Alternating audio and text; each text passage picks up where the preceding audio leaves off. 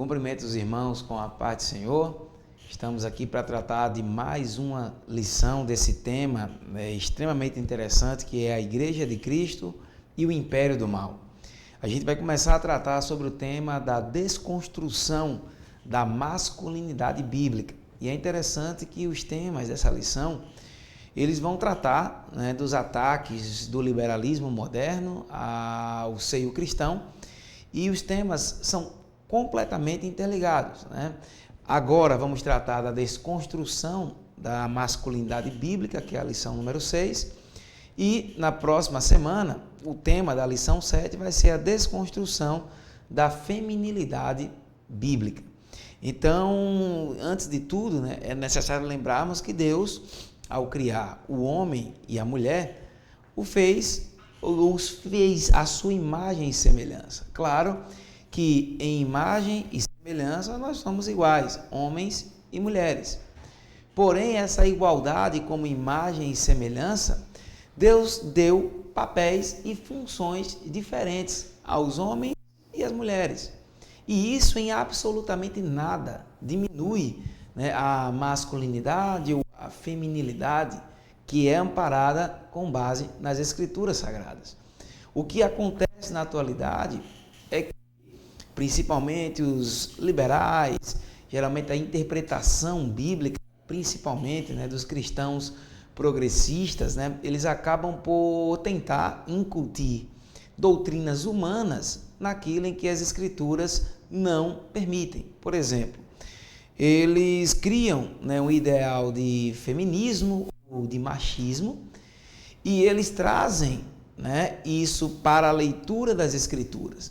Eles não fazem uma exegese, eles não partem da interpretação da Bíblia, eles fazem uma exegese. Ou seja, eles partem de uma visão do mundo e tentam extrair os seus pressupostos daquilo que está na Bíblia. E eles não acabam acreditando, ficam dizendo que submissão, que a Bíblia fala da mulher em relação ao homem, é machismo, é uma cultura patriarcal, e eles tentam criar esse tipo de coisa. Atualmente, tanto a masculinidade quanto a feminilidade bíblica, elas estão sendo atacadas por esses inimigos da fé e que acabam trazendo os seus pressupostos mundanos para tentar camuflar, implodir uma masculinidade bíblica e uma feminilidade bíblica. Na lição de hoje, a gente vai tratar sobre a masculinidade bíblica.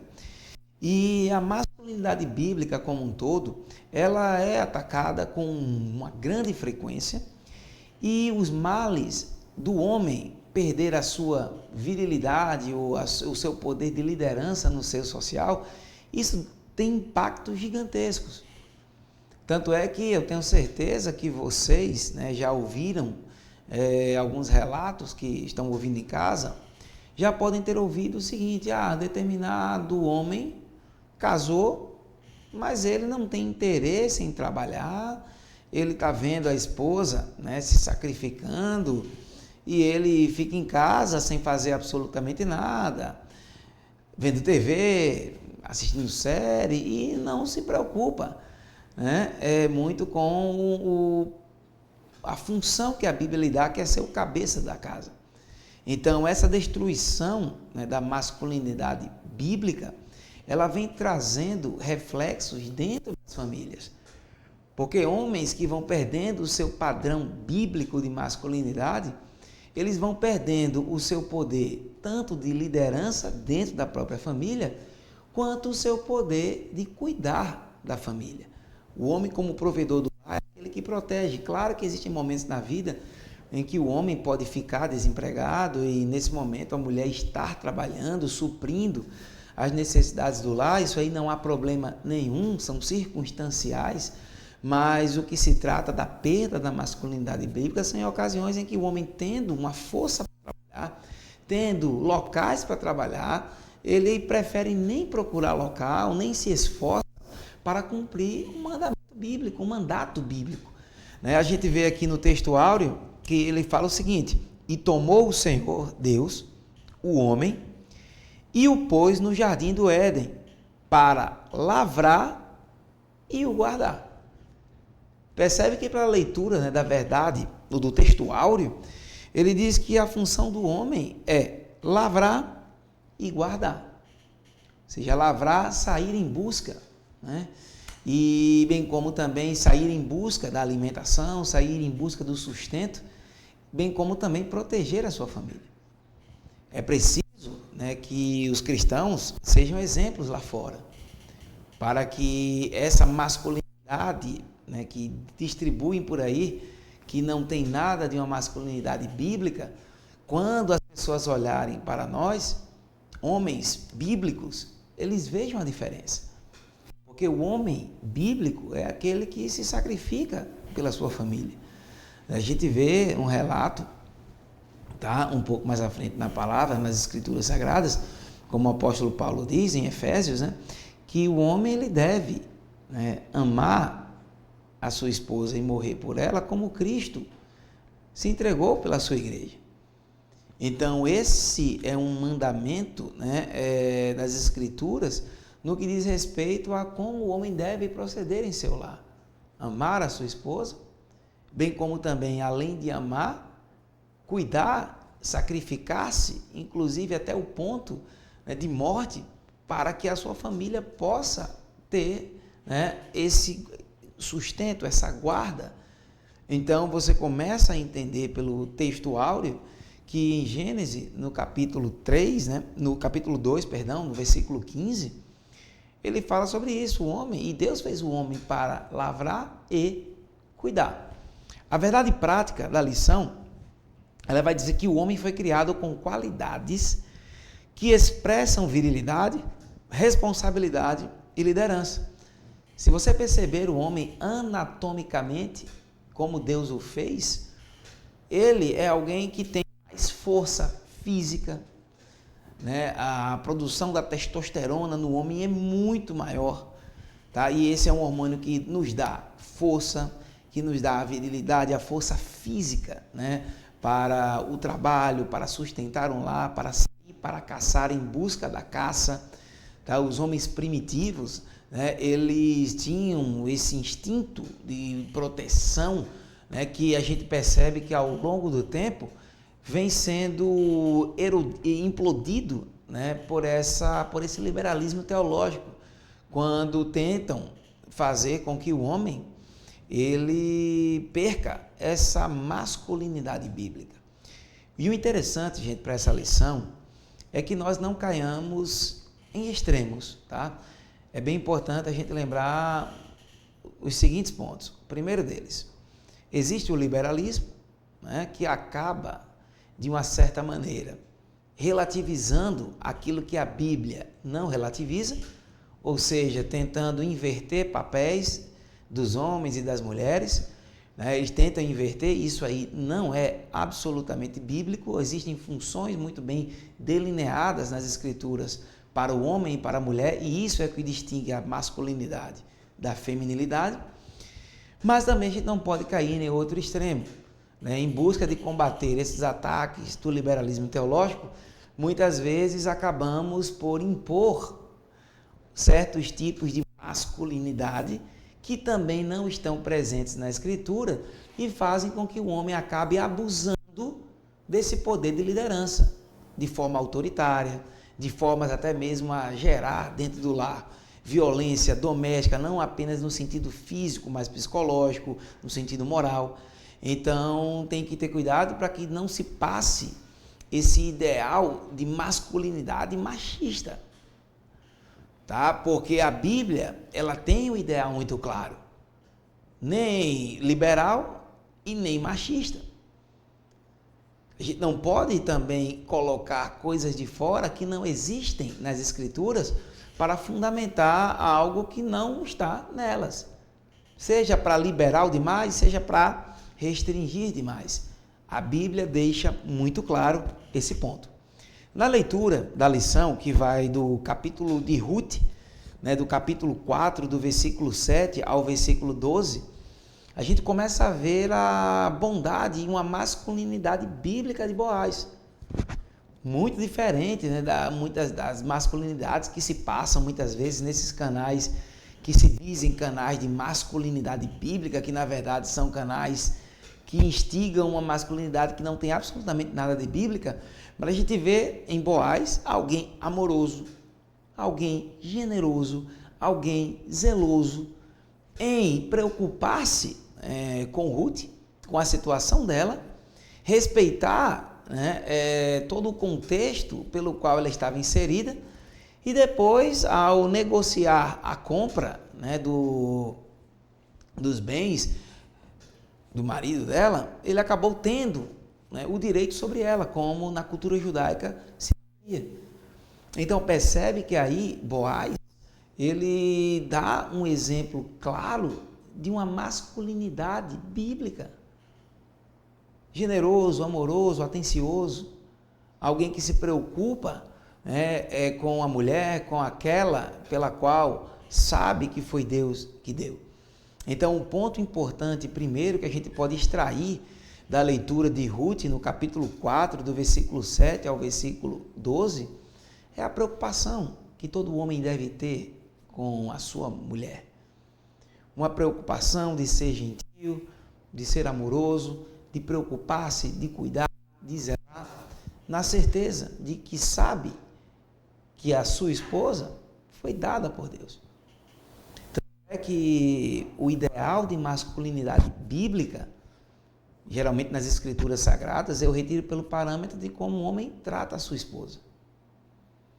Tá? Então, muitas vezes, eu falo em línguas, eu profetizo, eu sou cheio do Espírito Santo, mas ser cheio do Espírito Santo, como vi recentemente o pregador Augusto Nicodemos comentando, disse, olha, para eu saber se você está cheio mesmo do Espírito Santo, não basta você dizer que profetiza, que fala em línguas, mas eu preciso saber como você trata a sua esposa. A masculinidade bíblica é aquela que está no padrão bíblico. Você ama a sua esposa ao ponto a ponto de você entregar-se por ela como Cristo se entregou pela sua igreja, sacrificar-se pela sua família. Isso é tão grave o modo como os homens não tratam as suas mulheres, que a própria palavra de Deus, lá em Pedro, fala que as orações de um marido que não respeita a esposa, elas não sobem a Deus. Então percebe como como a Bíblia molda a masculinidade. É uma masculinidade amorosa, gentil, de entrega, que não tem absolutamente nada de fragilidade o homem demonstrar que ama a sua esposa, em dizer palavras amorosas, em tratar a todos bem, ouvindo os anseios da sua família, escutando os conselhos da sua esposa, escutando os filhos. Então veja que o contexto de masculinidade bíblica muitas vezes não tem absolutamente nada a ver com esses ideais também excessivamente machistas que se pregam em sites da internet. Nem liberal demais, nem também ao ponto de um homem usar da liderança do lar que Deus nos deu para poder impor muitas vezes a sua vontade em uma casa sobre a perspectiva de que é o dono da casa, que é o que manda e não vai escutar ninguém. Tá? Então aqui você entende como é o perfil da masculinidade bíblica que vem sendo atacada. No ponto 1 da lição, ele vai tratar sobre a masculinidade bíblica na criação do ser humano. Então Deus, ele criou o homem e a mulher iguais, mas com papéis diferentes. É isso que diz o ponto 1, a criação divina do ser humano. Existe um puritano, Martin Henry, ele até tem um comentário bíblico do Antigo ao Novo Testamento.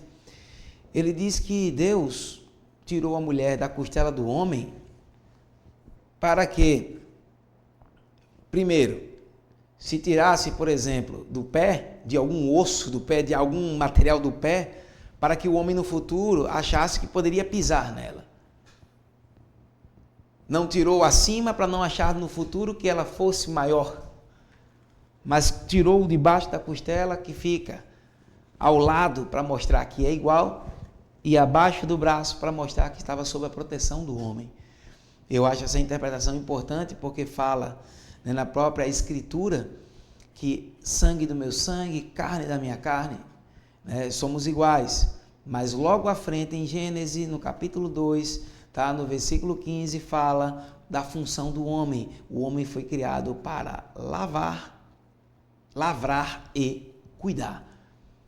E aí você percebe que a função do homem e da mulher, lá também, tá, em Paulo, quando ele fala que o homem, assim como Cristo é o cabeça da igreja, o homem é o cabeça, né, da sua mulher, e automaticamente isso já demonstra que há uma diferença de papéis, mas não há nada de dizer que porque na Bíblia diz que a mulher é submissa, que o homem é superior. Não, na verdade são funções diferentes e que obviamente todos, cumprindo a sua função de uma certa maneira, glorificam a Deus por isso. As características da masculinidade, o que tem nesse ponto 2, item 1.2, né? Ainda no item 1, fala sobre a posição de cultivar e guardar.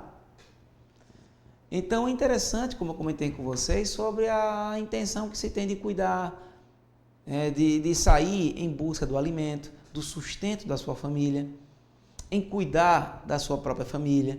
E a gente percebe isso nas mínimas coisas, tá?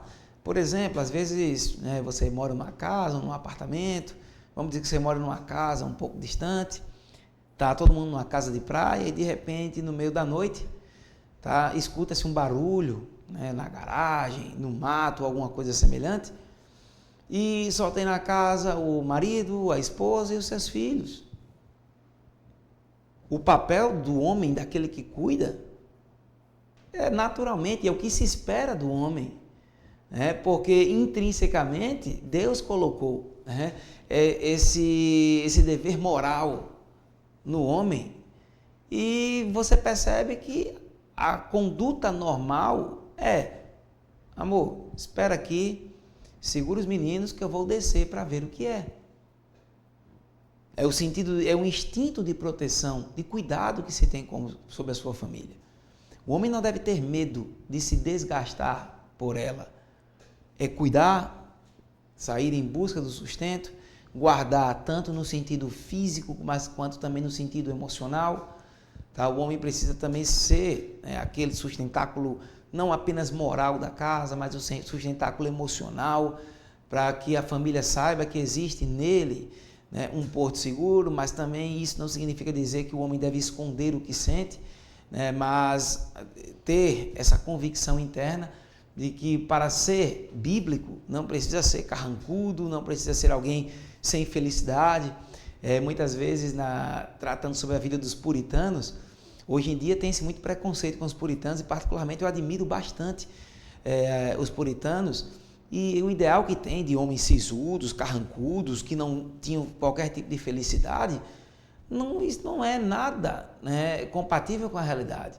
Quando você lê a obra dos puritanos, a vida dos puritanos, como eles tinham a felicidade em sua família, você percebe que eram homens completamente bíblicos, mas que eles também tinham seus momentos de lazer, seus momentos de felicidade. Eles não tinham esse ideal de que prega-se hoje em dia, carrancudo, sisudo, sem felicidade, autoritário, de forma alguma. Tá? É um ideal plenamente bíblico. Ainda no ponto 1, só que no item 3 ele trata sobre a liderança masculina. Tá? É interessante que a gente pode extrair dessa lição que o ideal para a masculinidade bíblica especificamente é ser uma fortaleza, é ter sabedoria, tá? Pedir a Deus sabedoria, tá? Porque a palavra de Deus diz que quando o homem casa, Deus o torna a cabeça. O torna, você já é o cabeça do lar. Não com o tempo eu vou me tornando. Não, casou já se torna. E peça a Deus sabedoria para que você possa exercer esse papel que Ele te deu para a glória dEle. Tá? É uma função que nós recebemos. Quando você vai para o seu trabalho, você tem uma função. Quando você vai ajudar, por exemplo, nos trabalhos da própria igreja, você tem uma função. Então, quando você casa e confessa, né, em público que está se unindo a uma mulher, você está assumindo não somente um compromisso, mas você está agora, além de assumir um compromisso, desenvolvendo um papel. E esse papel exerce de você capacidade de liderança, sabedoria, coragem, né, amor e respeito. É interessante que a gente pode extrair ser a fortaleza, ser sábio em como lidar com esse papel da liderança, ter coragem, tá? Quando o homem, hoje em dia, o que mais falta aos homens é coragem. Homens hoje parece que não querem assumir mais família, não querem mais casar, né? São pessoas que fogem de compromisso justamente porque lhes falta coragem. Lhes falta coragem.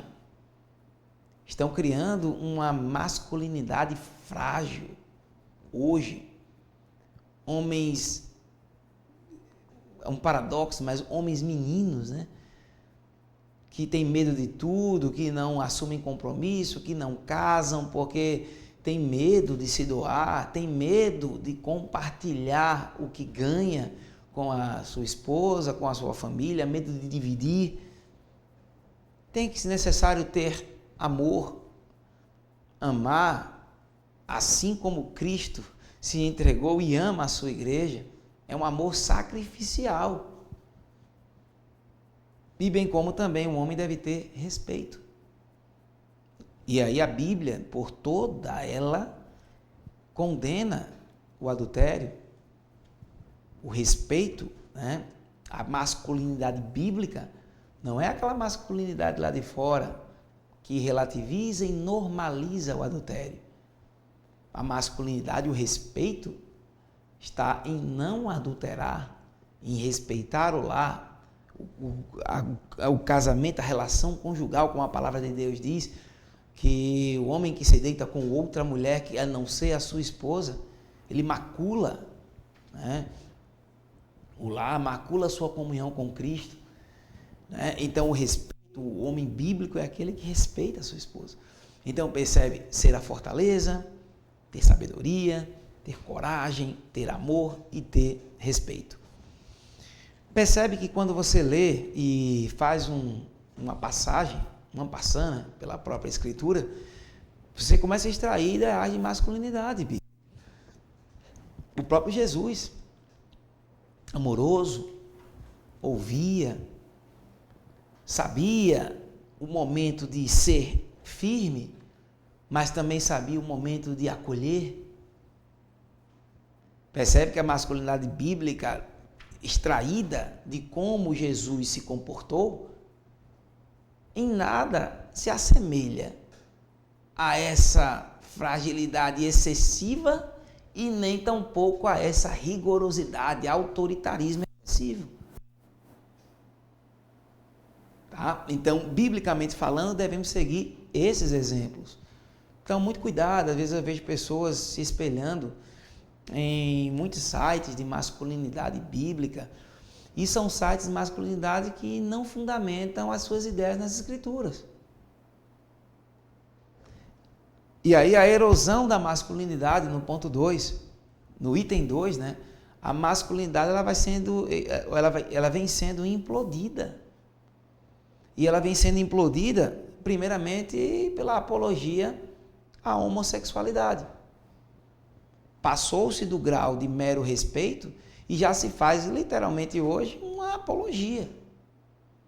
Devemos, como todos os seres humanos, respeitar uns aos outros.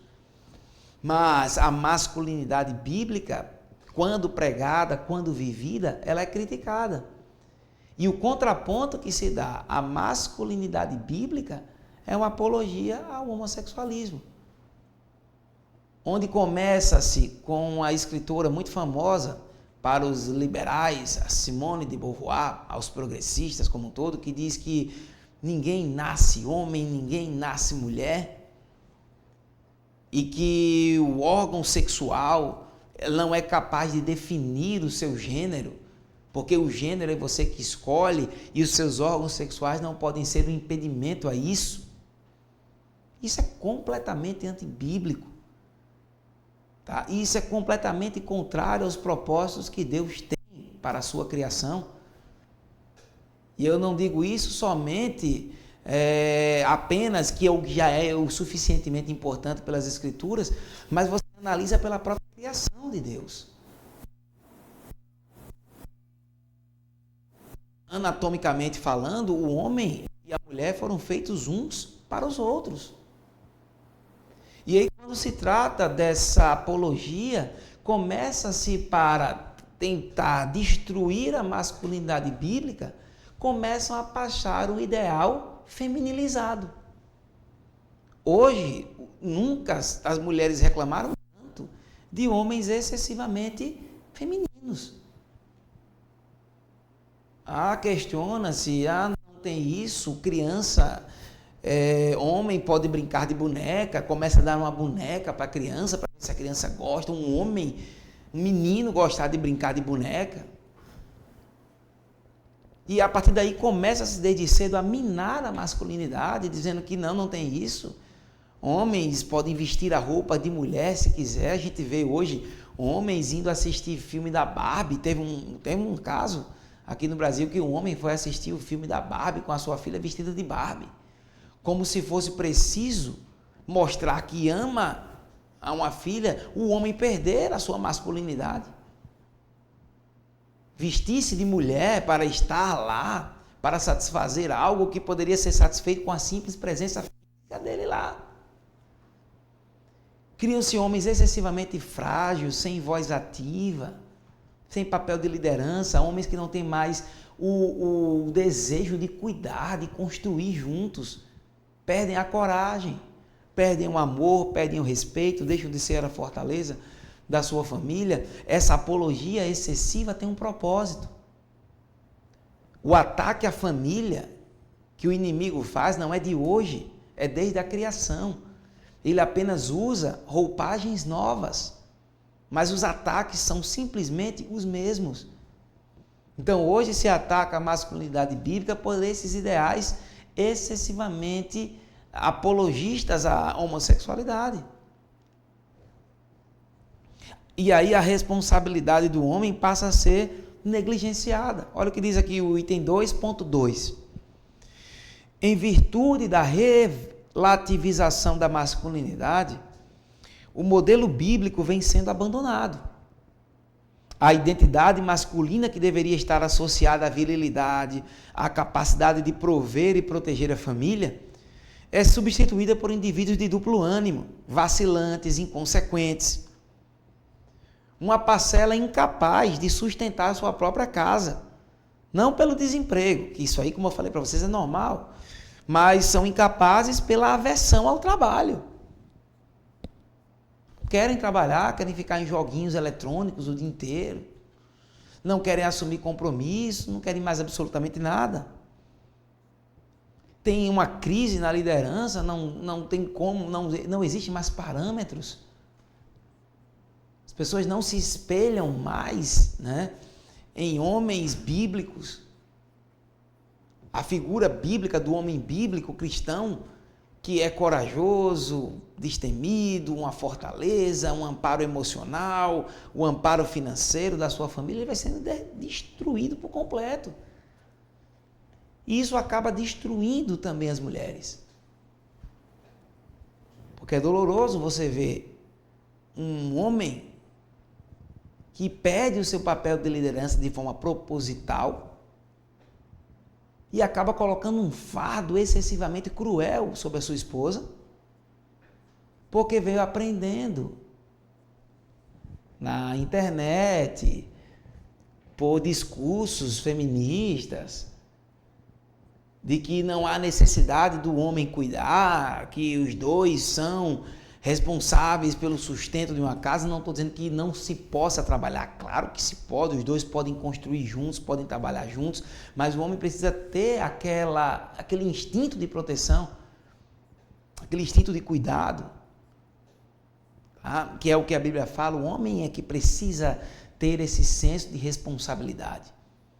Não é que a mulher não possa trabalhar, pelo contrário, em Provérbios fala da mulher que trabalha, da mulher que também sai de casa, volta, ainda cuida da sua casa. Em Provérbios tem falando sobre o trabalho que a mulher exerce e não há problema nenhum nisso.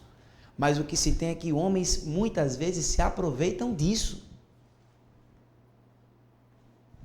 E aqui na lição, ele fala sobre a crise de liderança. A crise de masculinidade tem gerado homens incapazes de exercer liderança. Uma sociedade sem líderes eficazes transforma-se em anarquia. No período do profeta Ezequiel, Jerusalém estava imersa na corrupção, fraudes, mentiras, opressão, extorsão, imoralidade, injustiça e violência. Deus revelou ao profeta que uma das causas do juízo iminente era a crise de liderança e que procurava alguém para reverter a situação. Nesse caso, Deus ainda procura esse tipo de homem na atualidade. Inverteram os papéis. E aí hoje a gente se pergunta, por que homens vêm fazendo coisas tão cruéis? Simplesmente porque quanto mais se destrói o ideal bíblico da masculinidade, coisas ruins tendem a acontecer na sociedade. Recentemente a gente viu um caso de uma moça que foi estuprada, uma adolescente, acho que na adolescente já era mais de 18 anos, ela saiu para uma festa e ela voltou embriagada para casa. E a gente viu que antes dela ser estuprada, teve uma sucessão de homens que não exerceram o seu papel de guardar, de cuidar. Ah, mas nenhum deles era casado. Não, mas eu falo de liderança, de masculinidade, de virilidade, de uma situação de risco. O homem está lá para também guardar aquela moça que foi estuprada. E ninguém simplesmente cuidou ou apenas ligou para alguém vir buscar. Então a gente se pergunta como as coisas estão acontecendo nessa sociedade, mas tudo isso vem de um projeto de destruição da masculinidade bíblica, da cultura judaico-cristã, que vem sendo atacada dia e noite pelos progressistas, pelo liberalismo teológico. A masculinidade bíblica vem sendo minada e depois que coisas ruins acontecem na sociedade, eles não tentam procurar a gênese desse problema quando está muito claro. Quando se destrói a masculinidade, naturalmente, as coisas na sociedade começam a acontecer de forma anormal. Tá? E no ponto 3 da lição, que eu meio que inverti, eu comecei falando sobre Boaz, que é o símbolo, né, da masculinidade, pelo relato bíblico, né, em Ruth, no capítulo 4, né, como ele coloca na lição aqui, a gente pode extrair de Boaz um modelo bíblico de ser generoso, de ter responsabilidade, né, com relação à sua esposa, né, de liderança, de honra. Então a gente pode extrair isso tudo. Então eu encerro a lição de hoje conclamando a todos os homens cristãos que continuem firmes, aqueles que estão seguindo os parâmetros bíblicos da masculinidade. Aqueles que porventura estão assistindo pela primeira vez ou não são cristãos, né, eu te convido também a ler a palavra de Deus e entender a masculinidade bíblica, que não vai te tornar aquele fundamentalista que muitas vezes os progressistas tentam pintar através de passagens retiradas das escrituras fora do seu contexto. Você vai perceber que seguir uma masculinidade bíblica em nada tirará de você e lhe tornará um fundamentalista. Pelo contrário, você se tornará mais amoroso, mais generoso, mais protetor, mais respeitador, né, com a sua companheira. Então, o cristianismo, ele dá as respostas que a sociedade precisa. E Deus já deu a fórmula de como a sociedade funciona bem. É seguindo os parâmetros das Escrituras. Que possamos orar a Deus para que se levantem homens bíblicos e que possam, né, mediante a palavra de Deus e a ousadia do Espírito Santo, combater esses ataques à igreja. Então, irmãos, desejo a todos uma excelente semana e que Deus abençoe.